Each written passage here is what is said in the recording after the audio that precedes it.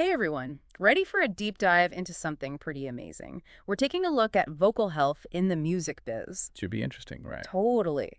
We're going behind the music, so to speak, with A Better Voice by Valerie Morehouse. She's worked with some huge names, Sam Smith, Christina Perry. Yeah, she's worked with a ton of big names. This deep dive is like getting a glimpse into what those singers deal with, keeping their voices in top shape. It's wild. So Morehouse, she's got this whole thing about vocal health for life, right? Right, and she's been there, She had vocal cord nodules herself, so she gets it. Totally.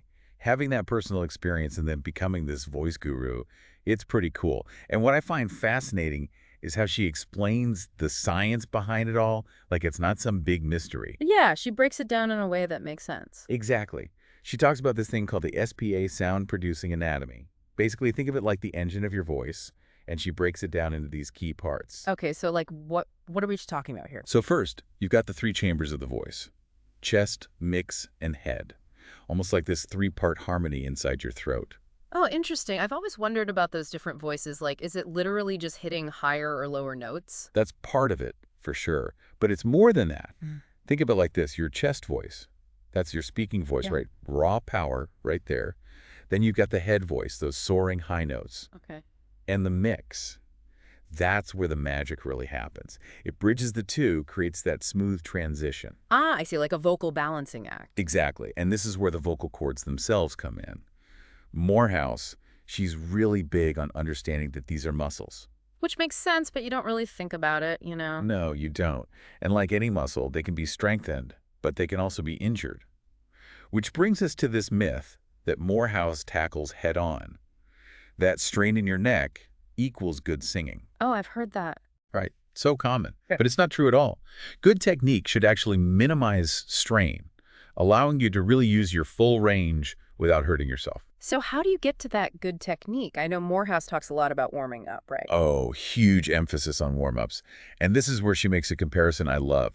She compares singers to athletes. Okay, I like that. I can see where this is going. Right. Like Yeah. an athlete wouldn't just jump into a competition without stretching, right? No way. Same for singers. You've got to prep those vocal cords, but it's not as simple as just, doing scales. Right, because everyone's voice is different, right? Exactly. Morehouse, she's big on tailoring warm-ups to what she calls a singer's vocal personality. She's noticed two main types. Type A, they tend to strain their voices. Okay. And type B, they're more on the breathy side. Interesting. She even talks about this one singer she calls her R, who had this really strained type B voice. Morehouse helped her smooth it out, get a stronger sound, just by targeting those specific habits. Wow, so it's almost like you need a personalized vocal workout routine. Exactly. Understanding your own instrument is key. Yeah. And, just like athletes can get sidelined with injuries, singers, they're not invincible either. Yeah, that's true. Morehouse, she actually talks about how vocal injuries among singers are crazy common, like almost an epidemic. An epidemic. Wow, that's kind of alarming. I mean, I guess it makes sense with, like, how demanding their schedules are, all the touring and performing. Oh, for sure. It's a huge factor. Think about it. With streaming and all that, artists are making more money from touring now than ever before. True. So longer tours, less downtime between shows, it all adds up, Makes sense. Morehouse even mentions Adele, right? Having to cancel tour dates because of vocal cord surgery. Exactly. Even the biggest names aren't immune. And she lists all kinds of these potential injuries: nodules, cysts, polyps. I mean, some of it's pretty scary, to be honest. I bet. It makes you realize it's not just, oh, I have a sore throat. It can be serious stuff. Oh, yeah. Vocal health, it's a long game, not a quick fix, But there's good news here. Morehouse gives you some clear signs to watch out for. Oh, good. So if you're listening and you're a singer, what should you be aware of? What are some red flags? Well, first off, listen to your speaking voice. Yeah. If it's always raspy or strained, like you're pushing it, that's not good. Right.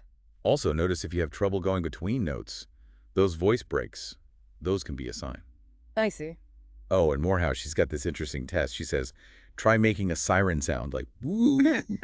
Siren. If you struggle with that, it might be time to see someone about it. Interesting. I like that, the siren test, but I'm guessing that's just an indicator, right? Not a diagnosis. Exactly. Don't self-diagnose. If you're worried, go see a professional, a laryngologist. Right, of course. Oh. Okay, so let's say someone does have a vocal injury. What's the recovery process like? Well, each case is different. And Morehouse is big on getting actual medical advice, not just, home remedies. But one thing she stresses over and over is vocal rest. Which I imagine is super tough for singers, especially if they depend on performing to make a living. Absolutely. It's like telling a marathon runner to just stop running. Exactly. Morehouse, she even talks about this motivational speaker who ignored his vocal problems, ended up being diagnosed with stage 4 throat cancer. Oh, wow. See, that's what I mean. It's not something to mess around with. Nope. Morehouse says vocal rest isn't just for when you're already injured, it's about prevention, too. Makes sense.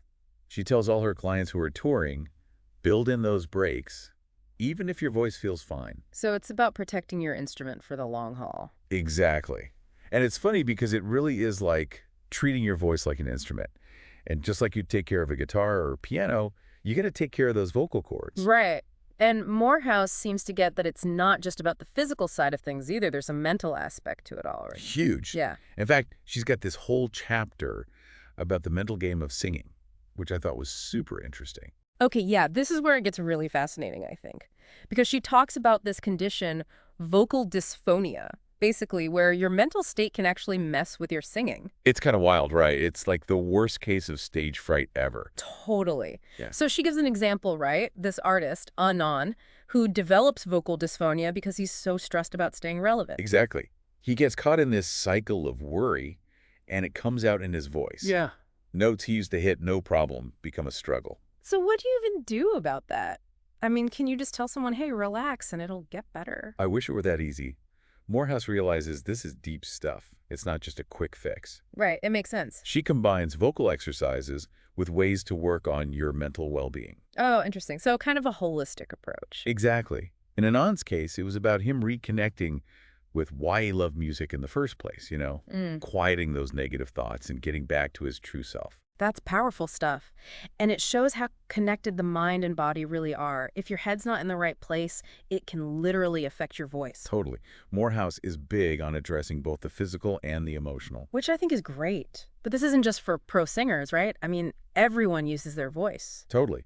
Morehouse talks about how it applies to anyone whose job depends on their voice. Yeah. Teachers, speakers, even DJs. Oh, that makes sense. Their voices are their livelihoods, too. She emphasizes stuff like using microphones the right way, amplifying your voice without hurting it. So work smarter, not harder. Exactly. And it's all about recognizing that our voices are precious. Yeah, they are. They deserve care and attention, just like anything else.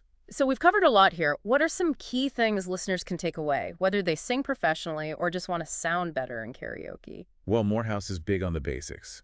Stay hydrated, get enough sleep, and avoid things that can irritate your vocal cords. Smoking, excessive alcohol, all that. Right, the usual suspects. But it goes deeper than that. She's a firm believer in having a positive mindset. Okay, how so? It's about quieting that inner critic, celebrating what your voice can do, not focusing on what it can't. Right, like be kind to your voice. Exactly. And you know what's funny? Morehouse even talks about this one singer who was afraid to learn vibrato. Really? I always thought vibrato was like a must-have for singers. You'd think, right. But this guy, he was worried it would change his sound too much. Huh. Like he thought he'd lose what made his voice unique. I get it. So how did she handle that? She told him, look, vibrato isn't about changing who you are as a singer. It's about adding to it. Okay. Giving you more control, more ways to express yourself. Like adding a new tool to your toolbox. That's a good way to put it. Yeah. And in the end, this singer, he realized vibrato wasn't about erasing his style, but making it even better. That's awesome. And I think it really sums up Morehouse's whole approach. It's not just about hitting the right notes. It's about the whole package. Totally. The technique, the emotion, everything. Makes you wonder, what about us? We're not all going to be on stage, but could we all benefit from taking care of our voices like this? Absolutely. It's like Morehouse says, your voice, it's how you connect with the world. So true. It's your instrument, whether you're singing in the shower or giving a big presentation at work. Exactly. Well, that about wraps up our deep dive into the world of vocal health. We've learned so much from Valerie Morehouse and her book, A Better Voice. That's a great read. It really is.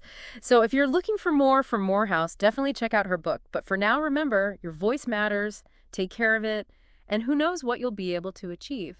Until next time.